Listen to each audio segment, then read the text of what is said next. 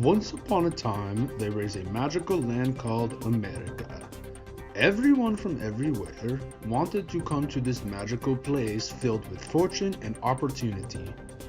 Before long, there were ships jammed full of people wanting to come to America, and because of that, we had to set up a wonderful system for creating citizenships, and to purposefully make sure that only those who truly wanted to be here could come in. We made it extremely hard, therefore making sure they were the best. This system works perfectly in establishing a vast country.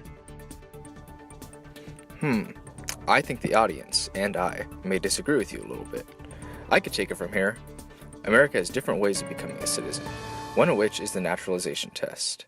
First adopted in the 19th century, the naturalization test is well known as the most difficult and worrisome step in the naturalization process.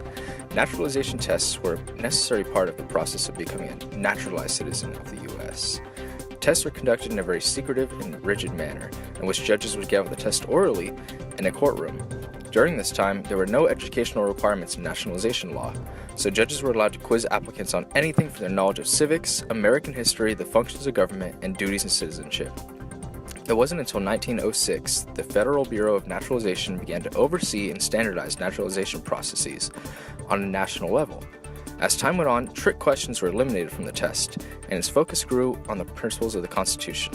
The test became less about memorization and more conceptual in nature. When it comes to taking the test today, United States Citizenship and Immigration Services, or USCIS, creates and administers the exam. It has two parts: a language section where applicants have to read, speak, and write in English, and a civics portion with 100 possible questions. Applicants are asked 10 of them and must get 6 right. Some are easy, such as, who is the President of the U.S.?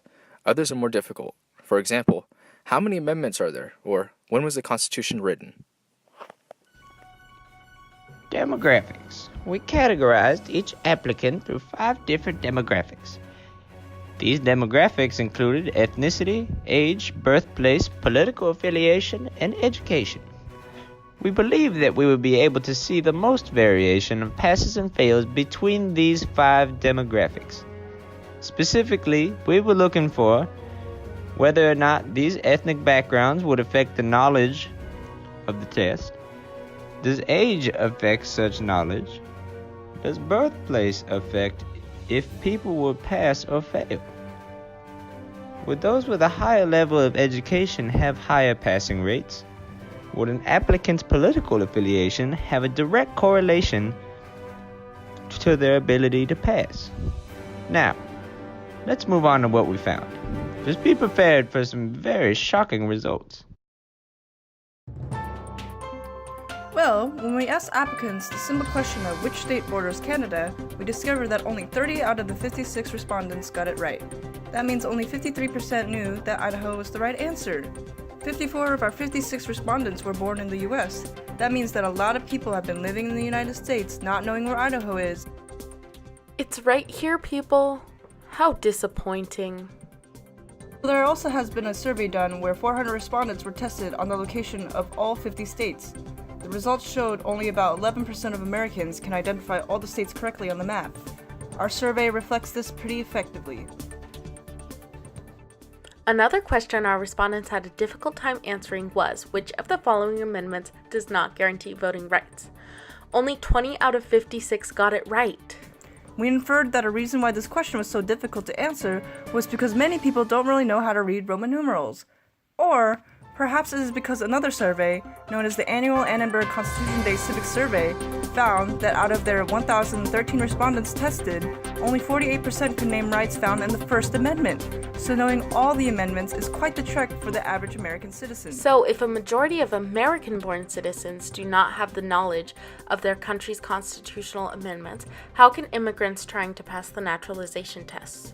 It's one of the many issues people have with this test. The test should only be as hard as the average citizen can pass. Another surprising result from our survey is the answer to the question, who is the Chief Justice in the US? Only 29 guessed correctly. The answer is John Roberts. And that is not surprising. A survey called the Pew Research Poll of 2010 revealed that out of a random selection of 585 people, only 28% knew who our Chief Justice is. The remaining 53% didn't know, and the rest chose other options. The average American does not get involved with politics, but will spend 5 years of their life on social media. So what is stopping them from listening to the news every once in a while, huh? But I digress. And lastly, another one of our questions that was the hardest to answer correctly was, when was the Constitution written? Only 22 out of the 56 got it correct, which was 1787. About 33 people chose 1776 as an option because one of the most prominent dates in our history is July 4th, 1776, the day America declared independence from Great Britain. But because that date is so prominent in our memories, we tend to go with what we know even if we are not sure if it's completely true. Repetition is key. As we have already seen from our amendment question findings, not many Americans know much about our Constitution.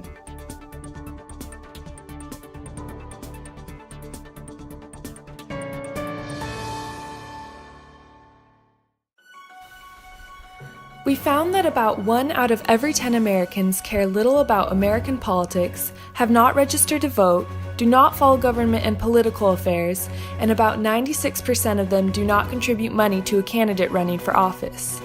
So taking a naturalization test, even if they were born here, would be difficult since they are indifferent to understanding how the country works. Out of the 56 who took our survey, we had a passing rate of 66%, with about 37 of our applicants passing. Knowing that only 4 of our respondents were born outside of the US, it goes to show that even natural-born citizens have a hard time passing the naturalization test.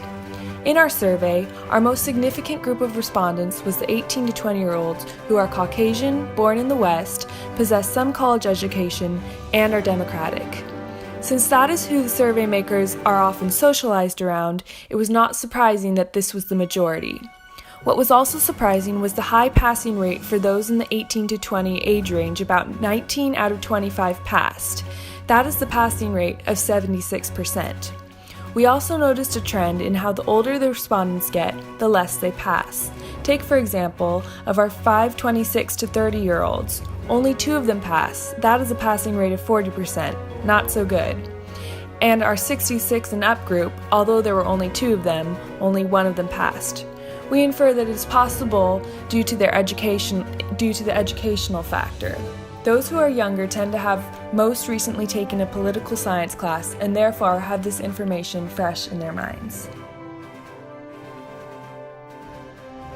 That's how it is, folks. Not many can pass this test except for those who are often more connected to our American politics and affairs and therefore have more knowledge that can be useful in the naturalization test. The expectations we hold for foreigners who want to gain citizenship here is skewed and should be revamped to reflect the actual average citizen's knowledge on American civics. Don't feel bad if you didn't pass, because more often than not, that is the case for everybody around you.